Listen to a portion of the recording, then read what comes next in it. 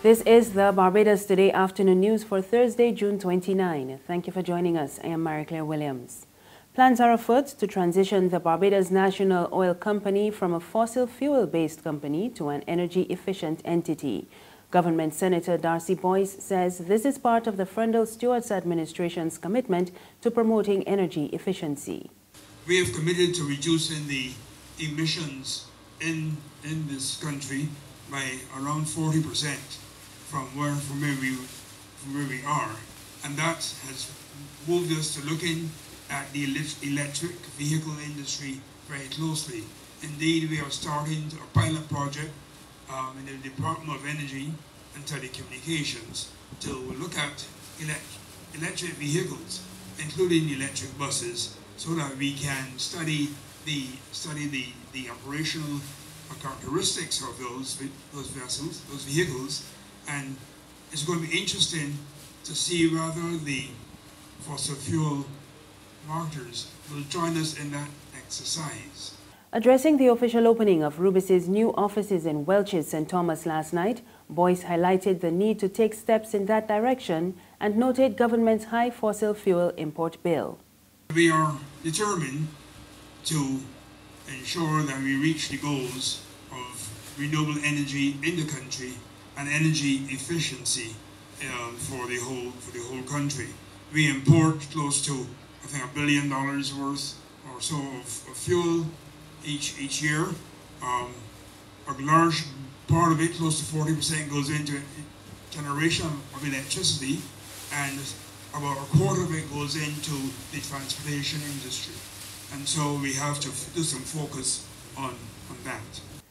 A 29-year-old man is assisting police with investigations into the discovery of drugs at sea earlier this week. On Tuesday, members of the drug squad, police marine unit and the Barbados Coast Guard intercepted a fishing vessel off the island's shores. They seized 279 pounds of marijuana from the boat. And police are seeking the public's assistance with their investigations into yesterday's shooting death in St. Stephen's Hill, Black Rock. Police responded to reports of the shooting on Goddard's Road shortly after 3:30. And when they arrived on the scene, they discovered the motionless body of a man lying face down on the road with multiple gunshot wounds. Lawmen are asking anyone with information that can help with their investigations to call the Black Rock Police Station at 417-7500 or 417-7505.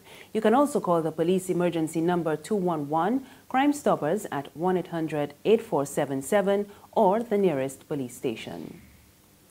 And in other police news, 14-year-old Chania Michaela Simpson of Rock Hall St. Philip, who was reported missing on Monday, has been traced and is safe.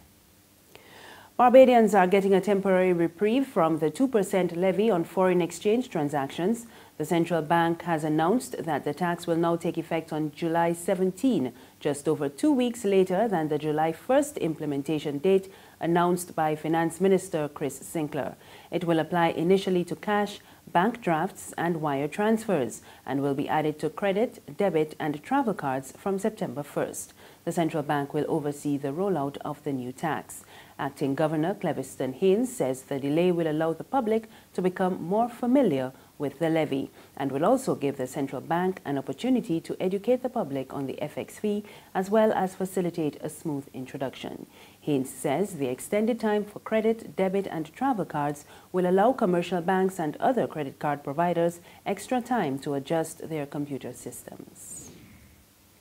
Tourism officials are appealing to local hoteliers to market local produce more effectively. The call came from CEO of the Barbados Hotel and Tourism Association, Rudy Grant, at the launch of the BHTA's culinary showcase, The Art of Cuisine, this morning.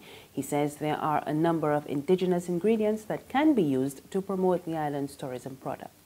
This is a time when many visitors are looking for elements that are authentic, things that are real. You know, there are visitors staying on the West Coast in some of the most luxurious properties, paying what we would call the top dollar. And on Friday nights, they get in a bus or a minivan and they go to oysters. And the reason they do that is that the experience in oysters is real and it is authentic. And we want to ensure that with the utilization of Barbadian produce and having on the menu items that are constructed with the Barbadian produce, that we are able to provide for our visitors the authenticity that we are looking for. There's regional and international news after this short break.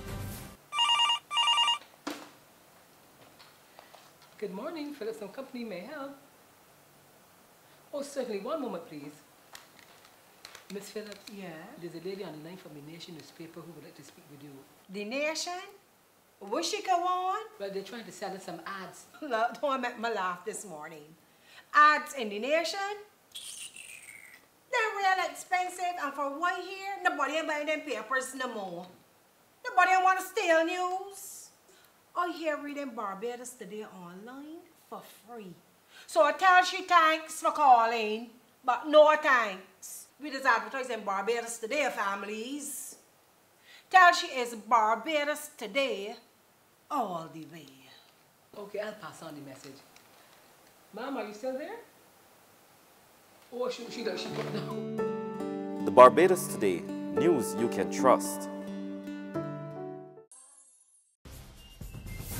We're back now with news from the region. Guyana says it is making progress in addressing trafficking in persons. Officials in Georgetown say the latest report issued by the U.S. seem to recognize the country's effort in tackling the problem. We get more in this report from HGP Nightly News.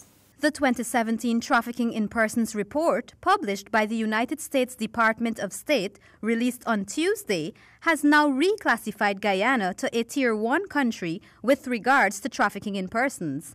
This means that Guyana's efforts to cramp the style of human traffickers have been internationally recognized, while this country is the second in the Caribbean to have reached this milestone to date. That's according to Minister of Public Health, Falda Lawrence. We saw in 2015 the government taking this particular issue seriously. First, we did say very publicly that we recognize that we, in our country, there is trafficking of persons from within the country and trafficking of persons from outside of the country. That's the first thing. We give recognition to it.